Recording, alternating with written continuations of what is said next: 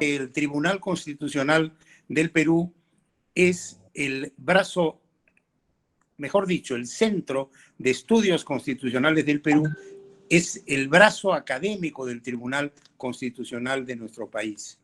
Y como tal realiza una labor de difusión del derecho constitucional y sus disciplinas afines, además de una labor de investigación, de promoción de los estudios en materias constitucionales y una serie de eventos académicos con el objetivo de difundir también ya los aspectos doctrinarios, tanto nacionales como internacionales. Es en esta última línea de acción que nosotros realizamos conferencias magistrales, conferencias especializadas, además de conversatorios constitucionales, diálogos constitucionales, seminarios, talleres y además diplomados constitucionales. Dentro de nuestra gama de eventos, los más significativos son las conferencias magistrales en las cuales participan académicos de altísimo nivel, ya sea nacionales e internacionales, que nos brindan oportunidad de nutrirnos con sus conocimientos, con su sapiencia, con su experiencia, con todo lo que nos pueden aportar desde su óptica doctrinaria, académica, personal. En esa línea, entonces, para mí, lo reitero, es una enorme satisfacción recibir en esta oportunidad al maestro Antonio María Lorca Navarrete, que es un destacado, más que constitucionalista, procesalista español, que además ha incursionado en los predios del derecho constitucional. Él es profesor o catedrático en la Universidad del País Vasco. Tiene un currículum impresionante, licenciado en Derecho por la Universidad de Granada, doctori in Jurisprudencia in Lode por la Universidad de Bolonia, doctor en Derecho por la Universidad de Granada, tiene una serie de investigaciones, una performance académica y profesional de primer nivel. Por eso, con gran satisfacción, yo le doy la más cordial bienvenida al profesor Antonio María Lorca Navarrete, no solo a nombre del Tribunal Constitucional, sino específicamente a nombre del Centro de Estudios Constitucionales. Por lo demás, un saludo, vuelvo a reiterar, muy cordial a todos los participantes. Agradecemos la acogida. Sabemos que hemos superado el número máximo de vacantes y simplemente con esto termino. Dejo entonces a la conductora, la doctora Susana Tábara, que es la encargada dentro del Centro de Estudios Constitucionales de la parte de eventos y de este tipo de actividades, para que ella ya pueda entrar en mayores detalles. Por mi parte, quedo como espectador y estoy a disposición de todos ustedes en futuras oportunidades. Muchas gracias y adelante.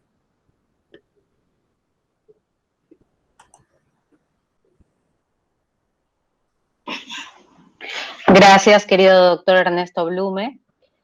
¿Se me escucha? ¿Se escucha bien? Sí, Correcto. le escucho, sí, adelante. Perfecto. Por favor, bueno, yo en primer lugar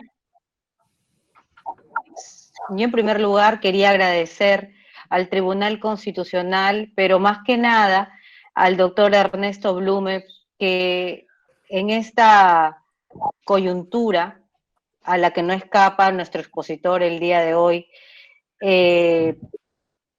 ha visto por prudente que empecemos a trabajar de manera virtual y de manera gratuita para ayudar y aportar con un granito de arena a la formación de todo el público y de todos los académicos que han venido durante años participando en las labores del Centro de Estudios Constitucionales. Es así que hoy engalana la reactivación de nuestras actividades. El profesor Lorca Navarrete, no voy a detenerme en su currículum porque, como lo ha dicho el maestro Blume, es sumamente extenso. Como directora académica le agradezco muchísimo la participación el día de hoy. Hasta el momento tenemos 200 personas que le están mirando aquí en Lima y en otras ciudades del país también. Y sin más preámbulo, le doy pase para su conferencia. Muchas gracias. Gracias a todos. Un saludo desde San Sebastián. Aquí ya es de noche, son concretamente las 10 horas pasadas de la noche.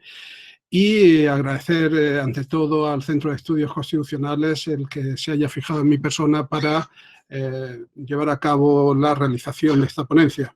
Agradecer al doctor Blume, a la doctora Tavara, que la estoy viendo, al doctor Cayo Romero y al gran amigo y colega, el doctor Guaroma.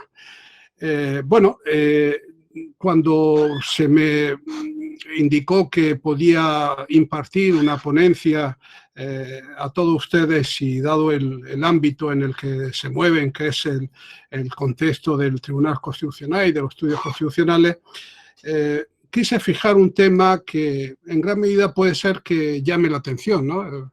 Tanto es así que puede resultar un poco chocante, incluso para la gente, sobre todo para la gente de la calle, que no está en el mundo jurídico, que se hable del derecho procesal como derecho humano y universal, ¿no? Sobre todo lo de humano, ¿no? Si alguien de ustedes, y también aquí en mi país, en España, hemos tenido que sufrir muchas veces la inhumanidad de los tribunales y realmente pues las diversas vicisitudes que como justiciable a veces nos depara la justicia, ¿no? Como servicio público. Pero lo que yo trato de indicar en esta noche de aquí de San Sebastián, en la ciudad donde resido, es precisamente destacar ese ámbito, bueno, de humanidad conjuntamente con el concepto de derecho aplicado al derecho procesal y también su carácter universal. Esa humanidad es universal, como veremos a continuación, y trataré de exponer a lo largo de mi intervención. No quiero tampoco dejar de recordar a mi maestro, el profesor Almagro Nosete, que falleció este año en el mes de agosto, y que precisamente él el que se inició, se puede decir que en España fue el que inició la perspectiva constitucionalista del derecho procesal. Él estuvo de presidente en el tribunal en el cual yo accedí a mi cátedra de Derecho Procesal en la Universidad del País Vasco, y evidentemente yo he bebido de su enseñanza y de su doctrina, por lo que la exposición del día de hoy en gran parte se debe a él y a lo que aprendí de él. Bien, los objetivos de mi ponencia básicamente serían tres. Básicamente sería incidir sobre el carácter de derecho del derecho procesal. En segundo lugar, incidir sobre, bueno, ahí lo tienen en la diapositiva, incidir sobre el carácter ese humano y no inhumano del derecho procesal y el carácter universal. El carácter de derecho básicamente lo voy a sustentar en las enseñanzas de mi maestro, el profesor Almagro Nosete, que ya en el año 70, en la etapa preconstitucional española, es decir, hay que tener en cuenta que la Constitución española es del año 78, en la etapa preconstitucional, él publicó un artículo muy interesante de plena actualidad en la revista de la Facultad de Derecho de la Universidad Complutense de Madrid, en donde, lo tengo aquí entre mi bibliografía, el artículo tenía por título El libre acceso como derecho a la jurisdicción. Fíjense ustedes, el título es muy, muy importante. El libre acceso. No se discrimina a nadie para acudir a la jurisdicción. No se discrimina a nadie. Por lo tanto, ya el concepto de jurisdicción es un concepto que debería, de alguna forma, de transmitirnos una cierta humanidad, dado que el concepto de jurisdicción es lo que posibilita a los jueces y magistrados en lo que llamamos el ejercicio funcional de la jurisdicción, que consiste fundamentalmente en juzgar y hacer ejecutar el juzgado. Pues bien, ya el profesor Almagro en el año 70, en en este magnífico artículo de revista, aludía al libre acceso. Es decir, no vamos a discriminar a nadie, no vamos en ningún modo a decir que unos pueden acceder a la jurisdicción, es decir, a la función jurisdiccional de jueces y magistrados, ni por razón, evidentemente, de sexo o lo más importante, por razón de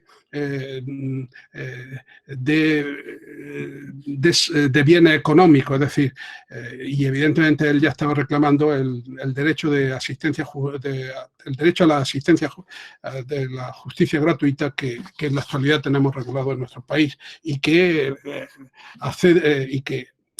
al cual accede cualquier ciudadano español que no tenga por ingreso el doble del salario mínimo interprofesional. Bien, el segundo aspecto es el carácter humano, que también está muy relacionado con el anterior. La jurisdicción tiene esa proyección de humanidad en tanto en cuanto que la jurisdicción no es un instrumento de poder. Ejercer la jurisdicción no es un acto de poder. Ni tampoco debemos de entenderlo a través de una proyección autoritaria, sino muy al contrario. Hay que tener en cuenta que el ejercicio de la jurisdicción, el ejercicio de la función jurisdiccional, tiene que tener como epicentro la persona y el entorno de sus garantías procesales. De tal forma que el juez o el magistrado que está en el tribunal debe de tener en cuenta que él atiende a una persona y que esa persona tiene unas garantías que él debe de respetar. Tiene unas garantías que, bueno, la Constitución, como veremos a continuación, la Constitución peruana la recoge expresamente en el artículo 139 a través del concepto de debido proceso y de tutela jurisdiccional, como son la garantía de que sea oído, de que se le trate con igualdad respecto de la otra parte o, en definitiva, la no menos importante, garantía de contradecir a la parte que tiene enfrente. Y el tercer pivote o el tercer, digamos, esquema o la tercera columna de esta conferencia a la cual yo me voy a permitir aburrirles es el carácter universal. Es decir, la capacidad de acceder libremente a la jurisdicción como derecho porque soy persona, además tiene una proyección universal, es decir, con un tratamiento ahora muy de moda, diríamos que la jurisdicción está globalizada, ¿no? Y desde ese punto de vista, las garantías, como veremos más adelante, y así trataré de exponerlo, son garantías procesales objetivables, que no solamente debe de respetar y debe de en definitiva, velar por su control el Tribunal Constitucional, sino también los jueces y tribunales que llevan a cabo la actividad jurisdiccional. Son objetivables y tan así son objetivables, es decir, tan justificadamente se pueden objetivar que, como veremos más adelante, esas garantías procesales evidentemente lo que hacen es medir el ámbito democrático de derecho, en definitiva, de acto jurisdiccional del juez magistrado que respeta esas garantías procesales y que le permite homologarse como tal juez o magistrado a un juez de París, un juez de Berlín o un juez de Madrid. Y evidentemente hay un nexo que nos uniría a los jueces y magistrados precisamente por la objetivación en la aplicación de esas garantías. Evidentemente esa objetivación de esas garantías implica, en último término, que la actividad que lleva a cabo un juez no puede, en modo alguno, ser diferente desde el punto de vista de aplicación de esa garantía por el lugar en donde la ejerza, en modo alguno. En modo alguno. No obstante, esto puede ser objeto, si queréis, más adelante de algún tipo de aclaración, pero lo dejo aquí apuntado. Bien, estos serían los tres pilares sobre los que yo voy a plantear mi ponencia. El primer pilar es precisamente el derecho del derecho procesal. Es decir, y la primera cuestión que nos planteamos es ¿de dónde venimos? Es decir, ¿de dónde proviene el derecho procesal? Porque claro, en la Facultad de Derecho explicamos el derecho procesal, unos profesores lo explican con un criterio muy, pues bueno, muy procedimentalista, que si plazos para arriba, plazos para abajo, para contestar, para reconvenir, etcétera, etcétera. Pero no debemos de olvidarnos que el derecho procesal hasta el siglo XIX técnicamente no existía, por lo menos en el continente europeo. Otra cosa es el sistema jurídico del civil law, que evidentemente ellos históricamente han tenido un tránsito muy diferente al que nosotros hemos tenido en el continente, porque nosotros, en definitiva, pertenecemos al sistema jurídico del civil law, de derecho civil, y nos sustentamos sobre todo en la base romanística, en la base del derecho romano. Esto ocurre en todo el continente europeo y, evidentemente, pues con ocasión de la colonización que se hizo, de la conquista o como se le quiera llamar, de América, ya por la parte norteamericana se trasladó la forma de entender la jurisdicción, entre comillas, porque el concepto de jurisdicción en el mundo anglosajón no existe, es un concepto romanista totalmente, pues eso se trasladó, esa tradición al mundo norteamericano, y tienen el sistema anglo-norteamericano, y en cambio de México para abajo, pues, se quedó pues con básicamente con la primera universidad que se creó en toda América, que fue la Universidad de San Marcos, precisamente como centro de estudio, sobre todo de las bases romanísticas del derecho romano. Pero, evidentemente, era un derecho, desde el punto de vista procesal, que no tenía un sustrato científico, era una mera exposición de las reglas de los jurisconsultos romanos y poco más.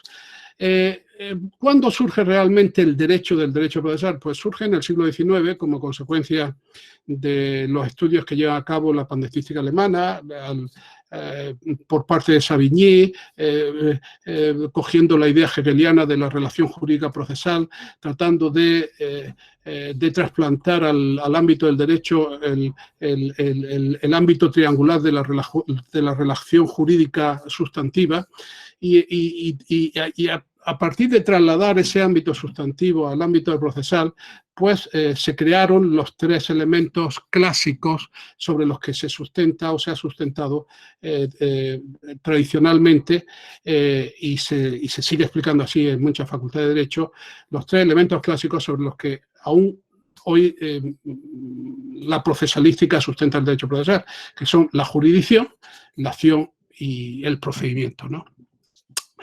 Desde ese punto de vista, por ejemplo, el Código Procesal Civil peruano, salvo error o omisión por mi parte, responde precisamente a ese trípode. Modestamente así lo creo, no obstante, esto lo someto a vuestra mejor consideración. Tenemos una parte de jurisdicción, una parte de acción y otra parte que es puro y duro procedimiento, ¿no? El código de procedimiento, ¿no? Pues bien, provenimos, por tanto, fundamentalmente de la pandectística alemana, de la famosa polémica entre Bincha y Mutter acerca del concepto de acción, y finalmente esa pandectística fue la que puso los elementos básicos para recrear científicamente lo que ahora conocemos como derecho procesal. De aquella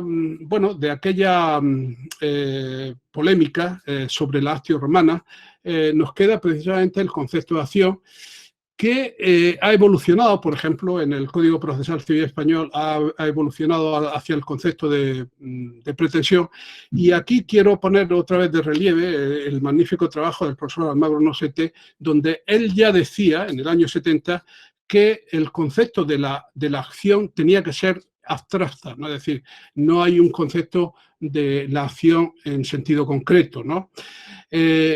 ¿Por qué? Porque, por ejemplo, Binchait, este jurista alemán, lo que hacía es recoger la actio romana, es decir, el concepto de actio romana. En el derecho romano, la acción era consustancial con la vulneración de un derecho sustantivo, de tal manera que, como decía Chiovenda, los romanos eran enormemente prácticos. Ellos crearon tantas acciones como vulneraciones de derechos subjetivos pudieran existir. Es decir, el pretor romano creaba, según la casuística que se le planteaba, tantas acciones como derechos subjetivos susceptibles de ser vulnerados. Y ese era el concepto de acción, es decir, la fuente romana era el quod sibi dibeatur in judicio persequendi, es decir, perseguir en el juicio lo que se me debe. Es decir, ese era el concepto de acción, ¿no? Entonces, ¿cómo arranca finalmente ese concepto de derecho moderno del derecho procesal? Pues arranca precisamente con esa polémica, mientras que una parte de la pandentística alemana decía, bueno, nos vale con lo que hicieron los jurisconsultos romanos y con el derecho de pandesta, con el derecho justinianeo, y adoptamos la actio romana, pero decían otros, no, no, porque la actio romana, decía Mutter, no solamente es disparar, sino apuntar bien, ¿no? Y entonces ese apuntar bien implicaba ya la existencia de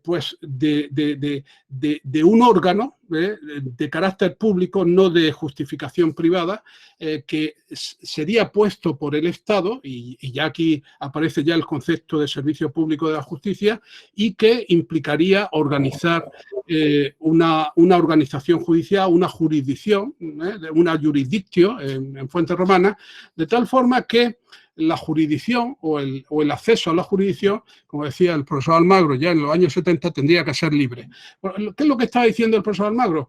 Estaba propugnando el concepto de la actio como una acción abstracta, es decir, por ejemplo, cuando la Constitución peruana dice que todos tienen derecho al debido proceso, no está asumiendo un concepto de jurisdicción en sentido concreto, en modo alguno, sino en sentido abstracto, es decir, como un ejercicio de la jurisdicción por parte de los jueces y magistrados que se reconoce al ciudadano porque tiene derecho al libre acceso a esa jurisdicción. Pero esto no quiere decir que ejercitando esa acción ya finalmente vamos a hacer la correlativa con el ejercicio de un determinado derecho subjetivo, porque el derecho subjetivo va por un lado y el ejercicio y el derecho y la posibilidad de llamar a las puertas del tribunal es evidentemente abstracto. Y una vez que hemos llamado y se nos abre la puerta del tribunal, es cuando ya se plantea la demanda, se plantea la pretensión, que en nuestro ordenamiento procesal civil, que ya hemos dejado a un lado el concepto de acción y hemos asumido el concepto de pretensión, siguiendo la enseñanza de un procesalista español llamado Jaime Waps, pues finalmente también tiene carácter abstracto, sin perjuicio de que luego en el petitum de la demanda se configure o se concrete el suplico concreto que constituye el objeto sustantivo de esa demanda. Por lo tanto, enseñanza clave. ¿De dónde provenimos? De un derecho procesal que se sustenta en un concepto de jurisdicción como servicio público de justicia, al cual se accede de forma libre, pero no con los condicionamientos de la acción romana, sino a través de un concepto de acción con carácter abstracto.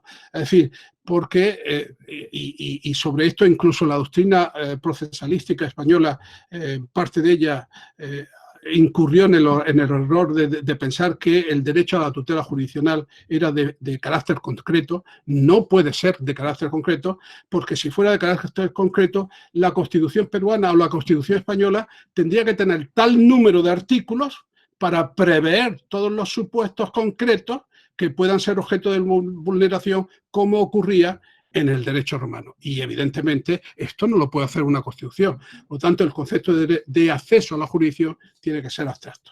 Bien, creo que sobre este particular creo que ha quedado un poco claro. El segundo pilar sobre el cual yo trato de seguir esta intervención mía en esta ponencia hace referencia a ese carácter humano. Es decir, yo antes he dicho que la jurisdicción, cuando yo me acerco a la jurisdicción, cuando yo toco a la puerta de la jurisdicción, pues evidentemente esa puerta se tiene que abrir sí o sí.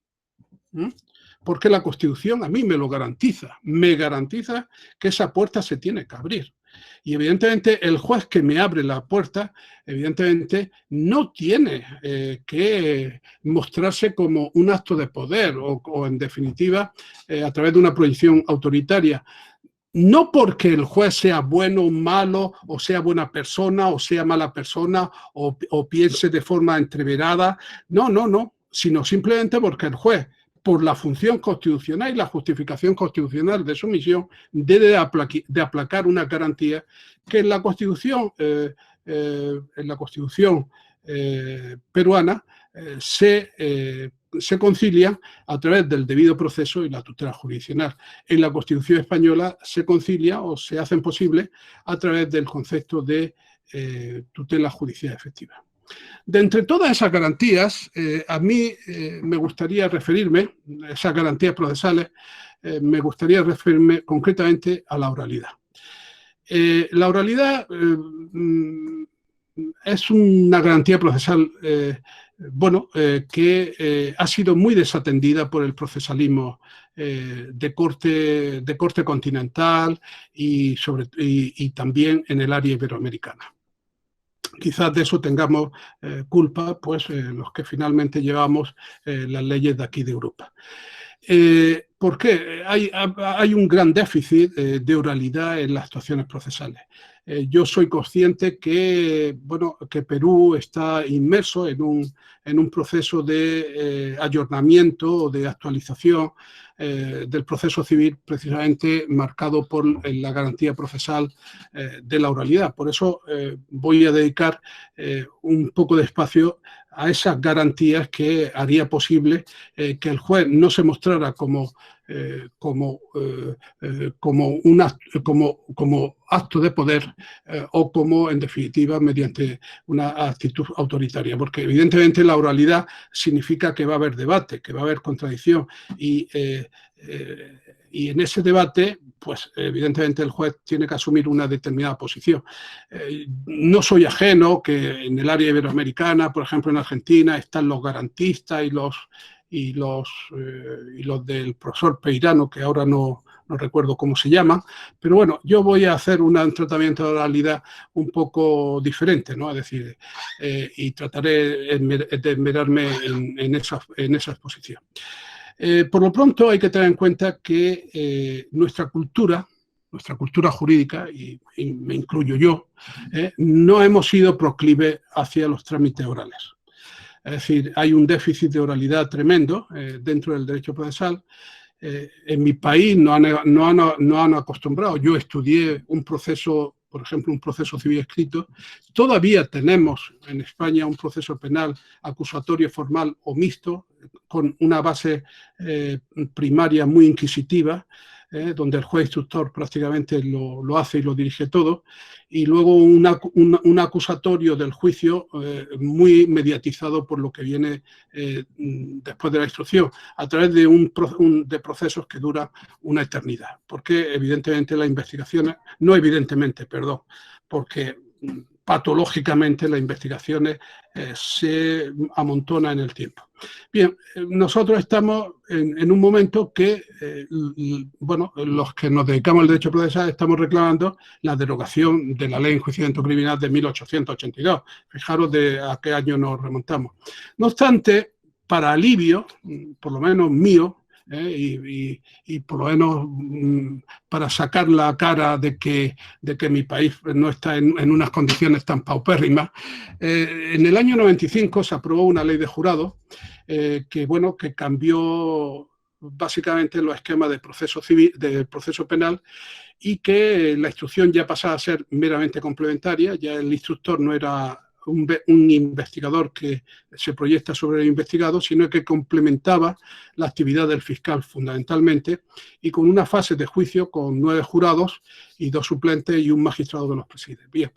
Bueno, precisamente este año se cumplen 25 años de la aplicación y de la vigencia de la ley del jurado de 1995, que por otro lado sigue los trazos que tuvimos de la ley jurada de 1888, que históricamente no tuvo un recorrido demasiado bueno.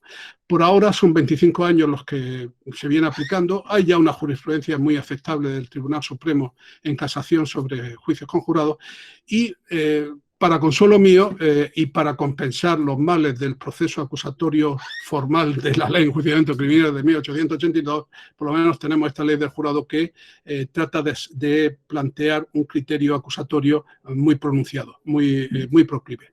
Desde esa perspectiva quiero decir que culturalmente la ley del jurado ha sido tremenda, es decir, los grandes enemigos de la ley del jurado han sido precisamente los abogados, es decir, los abogados no quieren hablar en público, no quieren hablar en público. El abogado informa al magistrado, al presidente, no se dirige al jurado. Es increíble, ¿no? Es decir, los abogados,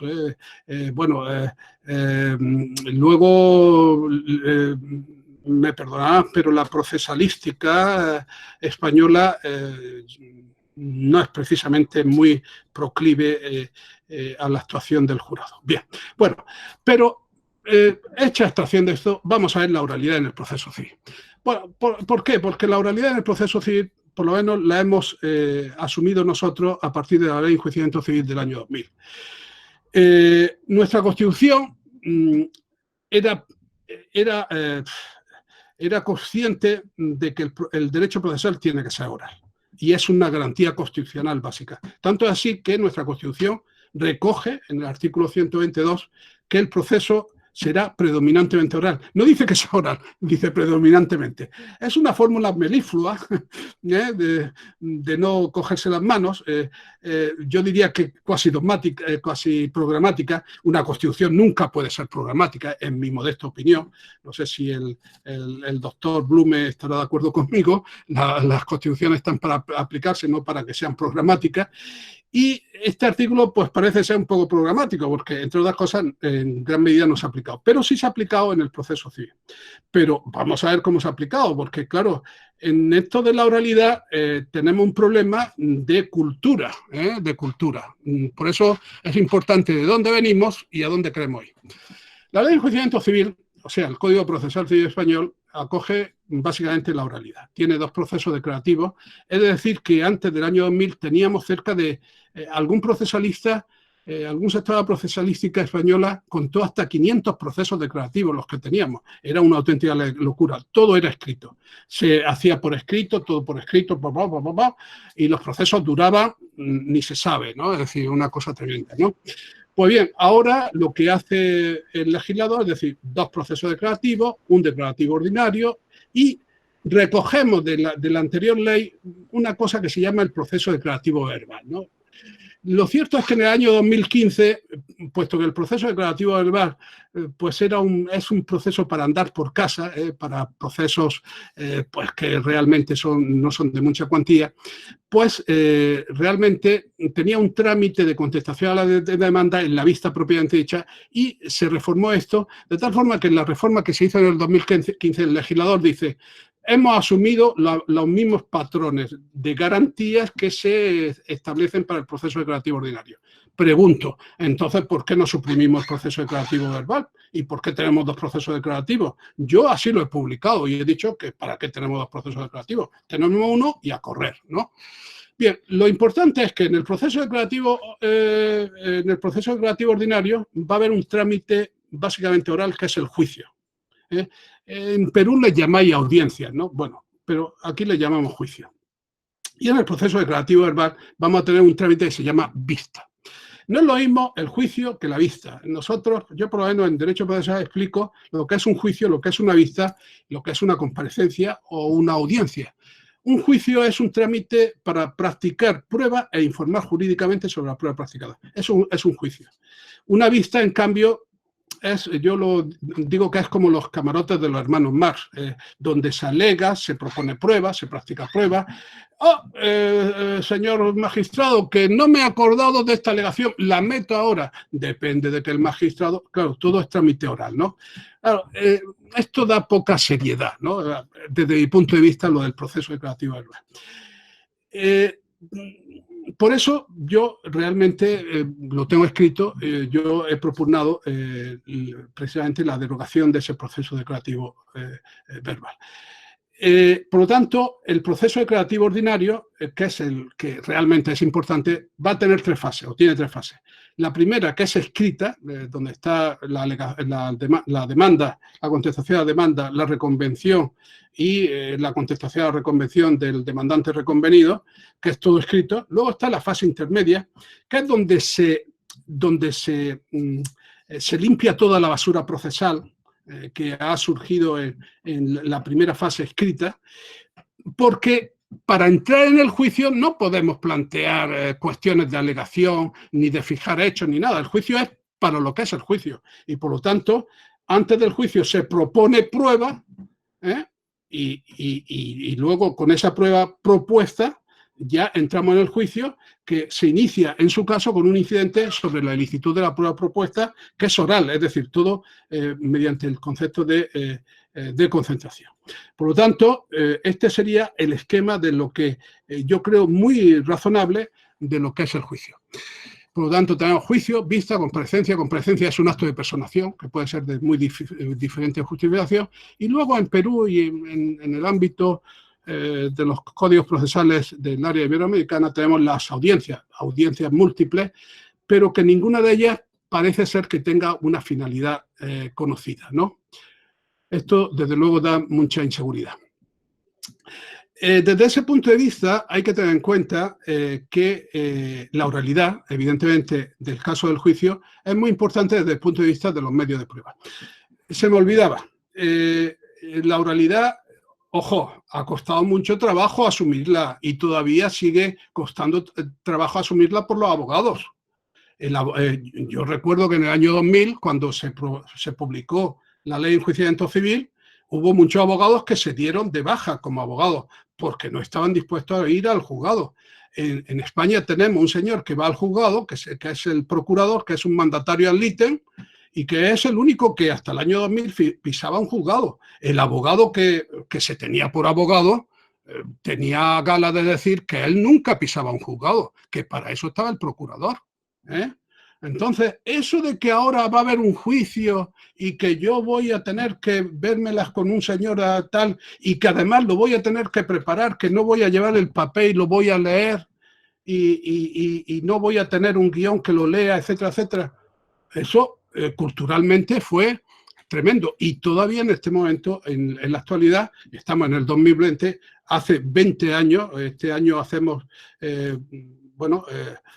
lo que estamos celebrando, el 20 aniversario de la aplicación de la nueva ley de enjuiciamiento civil, del nuevo Código Procesal Civil, pues aún eso se nota, es decir, se nota. Básicamente, por lo tanto, hay un ámbito cultural sociológico muy importante a tener en cuenta. Y esto, de alguna forma, ha revolucionado el tema de las pruebas. Por ejemplo, nosotros antes teníamos lo que se llamaba la confesión judicial, que era un trámite cuasi sacramental. Se hacía bajo juramento, decisorio e indecisorio. Una cosa increíble. Bueno, ya hemos desacralizado la declaración de la parte y la llamamos interrogatorio, ¿no? Pero más que nada, la clave está precisamente en la prueba de peritos. ¿Por qué? Porque de alguna forma, y esto lo ha dicho alguna doctrina, por ejemplo, el profesor Nieva de Barcelona, porque de alguna forma, a través de los peritos, hemos adoptado un sistema muy anglosajón, que es que cada parte lleva sus propios dictámenes periciales. Ya el perito no es un auxiliante del juez, no auxilia al juez. Esto ocurre en Bélgica, esto ocurre en Francia, esto ocurre sobre todo en Italia, donde solamente está el perito que auxilia al juez. No. Ahora cada parte lleva sus dictámenes periciales y los paga la parte. Hombre, salvo que tenga justicia gratuita, en cuyo caso el juez le puede habilitar un perito judicial de entre las listas que existen en cada juzgado, ¿no? Pero cada parte lleva sus propios dictámenes periciales. Bueno, dirán ustedes, son parciales, eso no vale. No, es que para eso está el juicio. Es que el juicio, precisamente en los artículos 431 y siguientes de la Ley de Enjuiciamiento Civil, se dice que el perito tiene que explicar su dictamen y lo tiene que someter a contradicción del resto de los peritos. el perito puede incluso ser preguntado cuál es su titulación para hacer ese dictamen. ¿Dónde obtuvo esa titulación que le faculta para hacer ese dictamen? ¿Cuáles son sus conocimientos? Y luego que explique cada uno de los puntos en los cuales ha desarrollado ese dictamen. Es decir, la oralidad.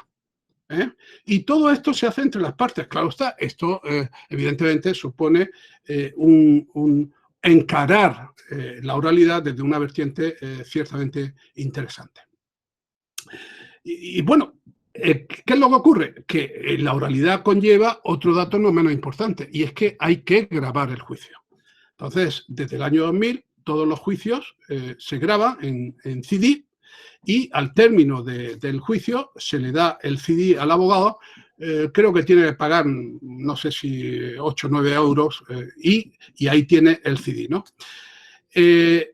Tema de los testigos, por ejemplo. Yo recuerdo que cuando yo estuve de becario en Alemania con la Fundación Humboldt, me acuerdo que fui al Oberlandgericht de Stuttgart y me llamó la atención que en las salas donde se celebraban la audiencia, porque ellos, lo que llaman ellos la Hauptverhandlung, o audiencias, o la Haupttermin, o audiencias principales, me di cuenta que había unos locales, y pregunté para qué eran aquellos locales, y eran para la incomunicación de los testigos. Por lo tanto, había habilitado unos locales para incomunicar los testigos. En España, hasta el año 2000, pues los testigos salían de esas vistas, que técnicamente hay que decir que hasta el año 2000 en España técnicamente no ha habido juicios, es decir, conceptualmente hablando. Es decir, es con el nuevo milenio cuando en España por fin hemos tenido lo que se llama un juicio en el proceso civil. Pues antes salía el testigo, se unía con los parientes o con los amigos y contaba lo que le había preguntado. Los de la parte contraria pegaban el oído a ver qué es lo que había respondido y tal, y luego iban con el chisme al que tenía que entrar como de nuevo testigo. Bien, esto evidentemente había que terminarlo, y por eso, por lo menos aquí en el País Vasco, que la justicia está transferida al gobierno vasco, todos los palacios de justicia que se han construido, que son todos nuevos, cuentan con estas salas de incomunicación. Por lo tanto, de todo ese contraste, o de toda esa actuación dentro del juicio, se graba. Y tanto es así que finalmente esa grabación es muy importante. ¿Por qué? Porque nuestra segunda instancia está justificada en la oralidad. Nuestra segunda instancia no es una segunda instancia como la italiana, en donde el juez de la segunda instancia ve de nuevo lo que ha ocurrido en la primera instancia, como si la primera instancia no hubiera ocurrido o no se hubiera transitado a través de la primera instancia. No, la primera instancia española es una segunda instancia limitada, es una continuación de lo que se ha hecho en la primera instancia. ¿Y qué es lo que se hace en la segunda instancia? Pues visionar el vídeo. Y lo que no cabe es que haya ni nova producta ni nova reperta, es decir, no cabe meter nuevas alegaciones como pueda ocurrir en el sistema italiano. No. Esto viene de la primera instancia y no podemos ni crear nuevos productos ni crear nuevos repertorios de hechos. Ni nova producta ni nova reperta. Continuación de lo que se ha hecho. ¿Esto qué es lo que ha originado? Pues una circunstancia muy importante, y es que estadísticamente en España tenemos, no sé si se me oye, en España tenemos, por fortuna, una justicia de primera instancia muy técnica, muy preparada. ¿Y qué es lo que ocurre? Pues que se había hecho un estudio estadístico de que finalmente la sentencia de la primera instancia, en la segunda instancia, en el 99% se confirmaba. En el 99% casi de los casos se confirmaba. Como nosotros tenemos una apelación limitada en cuanto al contenido de lo que va a conocer de la segunda instancia respecto a la primera instancia, ¿qué consecuencias ha producido? Que se ha potenciado la ejecución provisional de la sentencia. Entonces, cuando yo gano una sentencia de primera instancia, ya es un título ejecutivo obligacional. La puedo ejecutar al día siguiente, aun cuando no sea firme y la parte contraria la haya recurrido. Os dais cuenta, ¿no? Sobre todo confiando en que la justicia de primera instancia no va a fallar y que el visionado del CIDI por la segunda instancia finalmente va a confirmar lo que se ha hecho en la primera instancia. En todo este aspecto, evidentemente, los errores en judicando, salvo que sean groseramente contrarios a la lógica y la razón, no van a ser objeto de revisión por la segunda instancia y solamente qué es lo que sería objeto de conocimiento en la segunda instancia, los errores improcedendo, es decir, los errores que se hayan llevado a cabo por el juez de la primera instancia por inaplicación de las garantías procesales, porque finalmente se me haya producido indefensión porque no haya sido escuchado, no haya podido contradecir o no se me haya tratado con igualdad. Pero no nos engañemos. La procesalística española no quiere un juicio de debate de carácter adversarial o adversativo, como hay que tener en cuenta que en la lengua española el concepto, la palabra adversarial ni siquiera está en el diccionario y el adjetivo adversativo según el diccionario de la lengua española, es una palabra desusada, es decir, que no se utiliza. Por lo tanto, no tenemos cultura adversarial o adversativa. ¿Qué es lo que hacemos realmente? ¿Qué es lo que hacen realmente los abogados? Pues básicamente informar al juez de sus fundamentos jurídicos y de sus, en definitiva, de sus soportes fundamentales en los que anida sus planteamientos puramente sustantivos. De tal forma que, ciertamente, no hay debate. Y eso a pesar de que el artículo 248.1 de la Ley de Enjuiciamiento Civil hable de contienda judicial. No hay debate, no hay debate. Por eso los juicios, sobre todo los de proceso penal, en donde esta situación se da con mucha frecuencia, son somníferos, son tediosos, porque prácticamente todo se reduce a estar sentado, a que el abogado diga su planteamiento o haga su planteamiento y poco más. Por lo tanto, no hay un abogado que debata, sino es un abogado informante. Algún sector de la doctrina procesalística iberoamericana, por ejemplo, Teiza, dice, no, ni adversarial ni adversativo, proceso cooperativo. Bueno, porque dice que esto es lo que ahora está de moda en el mundo inglés.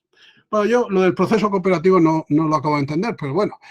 Pero yo creo que la forma de proyectar las garantías procesales es la posibilidad del libre acceso a esa jurisdicción sin ningún tipo de cortapisa, ya se llama cooperativo, ya se llame como se le quiera llamar. Es decir, los abogados están para lo que están y están para defender a sus clientes.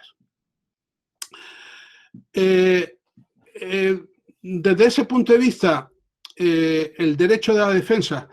Hombre, a ver, nosotros como tenemos dos profesionales, dos operadores jurídicos, lo que sí ha dicho claro la jurisprudencia, con arreglo al Convenio Europeo de Derechos Humanos, el Tribunal de Estrasburgo, incluso el Tribunal de Justicia de la Unión Europea de Luxemburgo, es que el derecho de defensa corresponde única y exclusivamente al abogado y que el procurador es simplemente un mandatario ad litem, ¿no? Y ya para terminar, me voy a referir al último pivote o al último pilar de esta exposición, el carácter universal. El carácter universal supone que finalmente el juez debe de asumir un compromiso constitucional, que no es instrumental, es decir, el proceso no es un instrumento de nada. El proceso es un derecho sustantivo, es un derecho que se basa en la realidad crítica de cada momento constitucional y evidentemente tiene que poner en marcha esa realidad constitucional.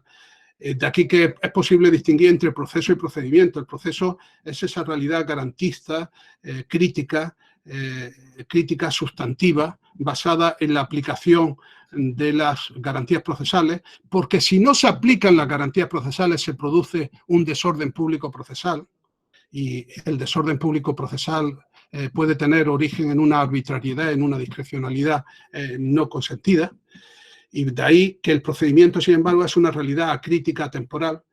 Desde el punto de vista procesal, todos somos universales, todos los procesalistas somos universales.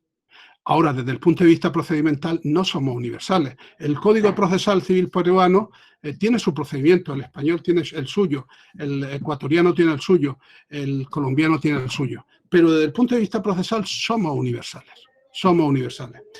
Y curiosamente, el derecho procesal es la única disciplina jurídica donde esa universalidad es palpable y es objetivable. Ni el derecho comercial, ni el derecho civil, ni el derecho hipotecario o el derecho que ustedes quieran es universal. El único derecho universal, y dirán ustedes, claro, como este es procesalista, pues está barriendo para su casa. No, no, es el derecho procesal. Y además, el derecho procesal ha supuesto un mestizaje entre el sistema jurídico del civil law y el common law. Y ese mestizaje, además, lo vemos en la Constitución peruana.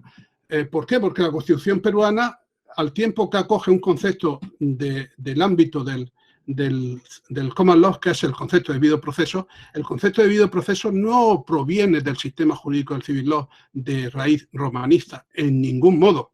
El debido proceso, yo recuerdo que había un máster o una maestría en Rosario sobre este tema. Yo di allí una conferencia y bueno, el debido proceso, algunas veces yo preguntaba a algunos colegas y decía, bueno, ¿me puede decir esto del debido proceso? Y al final me decían que me lo definían como una tautología. Pues, doctor, ¿qué es debido? Y el proceso, pues, es debido. Bueno, el debido proceso es precisamente la deuda que el juez, a través de ese compromiso constitucional, asume en la aplicación de esas garantías constitucionales. Cuando esa deuda es cumplida por el juez con arreglo al texto constitucional y con arreglo a las garantías que luego se recogen en cada código procesal, evidentemente estaríamos transitando a través de un debido proceso, porque ese debido proceso ha cumplido por parte del juez o es correspondido por parte del juez con la deuda que asume en el cumplimiento de esas garantías procesales. De tal forma que es debido porque hay una deuda en la aplicación de esas garantías procesales, ya de justificación constitucional como de justificación meramente procesal. Y ese mestizaje lo encontramos en la Constitución peruana. Para mí es el ejemplo más paradigmático. Por un lado tenemos el debido proceso y la tutela jurisdiccional, que es de amplio raigambre o de amplia justificación en el civil law, que es lo que nosotros llamamos la tutela judicial efectiva, ¿no? Y precisamente ese mestizaje, como digo, es lo que haría posible que el derecho procesal sea universal. Es decir, un juez, como he dicho al principio de mi intervención, de Lima, en la deuda que contrae en la aplicación de las garantías procesales, en ese concepto que hemos cogido del sistema jurídico del common law, el juez de Lima, en esa deuda que contrae en la aplicación de las garantías procesales, no me meto en el sustantivo, porque el sustantivo es otra cosa. Hay que decir que la filosofía del derecho, sobre todo en España, está muy empeñada en la argumentación jurídica, pensando más en el derecho que en el proceso, y esto hay que decirlo, y esto hay que decirlo, se olvidan del proceso y se fijan en la argumentación jurídica, porque se fijan más en el derecho que en el proceso, pues precisamente es el proceso lo que nos hace universales. Al juez de Lima respecto del juez de Madrid, respecto del juez de París o respecto del juez de Berlín. Porque el juez de Lima, el juez de Madrid, el juez de París o el juez de Berlín congenian, son condescendientes en la deuda que cada uno contrae en la aplicación de esas garantías constitucionales, que no son específicas de Berlín, ni de Madrid, ni de Francia, ni de Perú, sino que son, como he dicho, universales. Y con esto quiero terminar mi intervención y espero haber sido lo suficientemente claro y por lo tanto agradezco la atención de todos vosotros y de haberme aguantado esta intervención mía. Gracias a todos. Muchas gracias.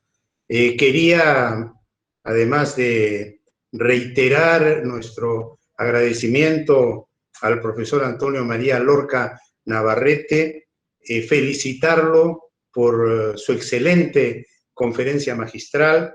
La misma nos ha traído un conjunto de reflexiones importantes que hay que tomar en cuenta.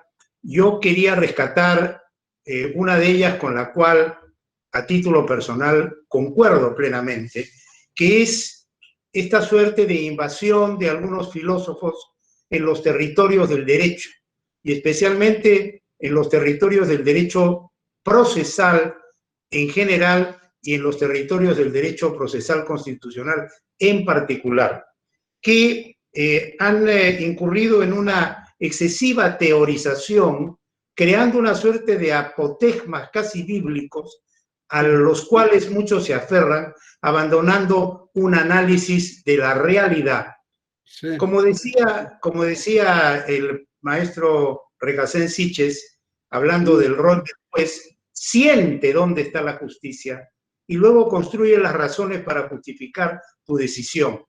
Pero no te aferres, agrego yo, a preconceptos teóricos y pretendas, cual astronauta del derecho, desde esa nave tratar de resolver un tema que se da en un territorio, en un aquí, en una hora, entre protagonistas y que merecen pues un análisis inmediato a la luz de un espíritu de justicia y a la luz de algo que es normal, y eso se llama criterio común.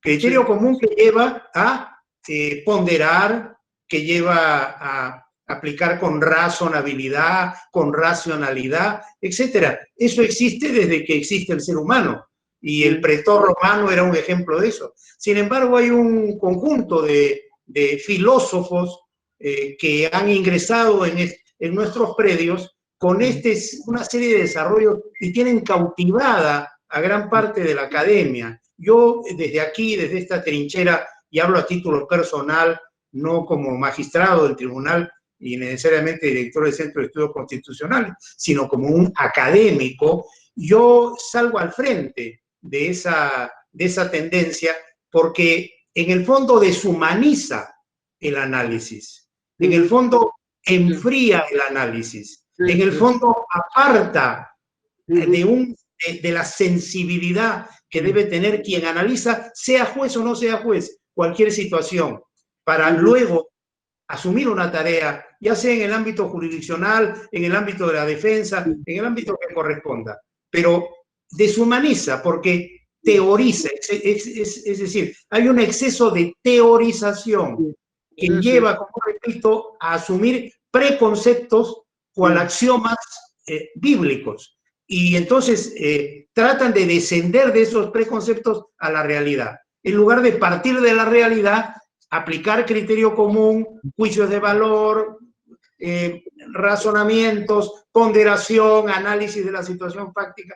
Y entonces, ¿qué es lo que ocurre? Que tratan de generalizar y abandonar el análisis prolijo de cada situación. Y pretenden que estas normas, pretenden en algo que por naturaleza implica un análisis peculiarísimo de cada situación, propio de cada situación, establecer un análisis general y una regla general. Y eso me parece a mí que es sumamente grave. Claro, se han creado ídolos, como todo en la vida, y entonces se dice el profesor tal, el profesor cual, y yo veo que los jóvenes sobre todo aplauden y se sienten muy identificados y manejan una terminología que ellos han introducido. Pero les hago un llamado. Aquí de lo que se trata es de lo que decía San Isidoro, por lo menos en torno al rol del juez. El juez es el hombre bueno que sabe hacer justicia. Es decir, que tiene la sensibilidad para que frente a una situación con una lógica básica y con un espíritu de justicia, decir, bueno, esta parte tiene la razón, más allá de cualquier digresión de otra naturaleza. Y me ha gustado mucho, profesor, que usted a la distancia, y a pesar que no nos conocíamos, coincida conmigo. Y tenemos que salir al frente de estos ímpetus doctrinarios extremos que nos apartan de la realidad y en el fondo nos apartan de la justicia. Y eso es sumamente grave. y por lo tanto le expreso mi coincidencia. Bien, vuelvo al tema institucional. Yo quisiera, profesor, reiterarle con todo cariño nuestro agradecimiento. Ha sido realmente una conferencia muy ilustrativa, nos ha traído un conjunto de reflexiones que vamos a, como tenemos la grabación, vamos a analizar, lo comprometemos para futuras invitaciones en la medida en que usted tenga disponibilidad y tenga posibilidades, pero ya estaremos quizás en algún momento molestándolos y en la medida de lo posible, si nos puede apoyar, eso va a ser bienvenido. Eso es todo, profesor. Dicho esto, declaro formalmente clausurada esta conferencia magistral del profesor Antonio María Lorca Navarrete. Muchas gracias y hasta pronto, profesor. Muy amable. Gracias. Gracias.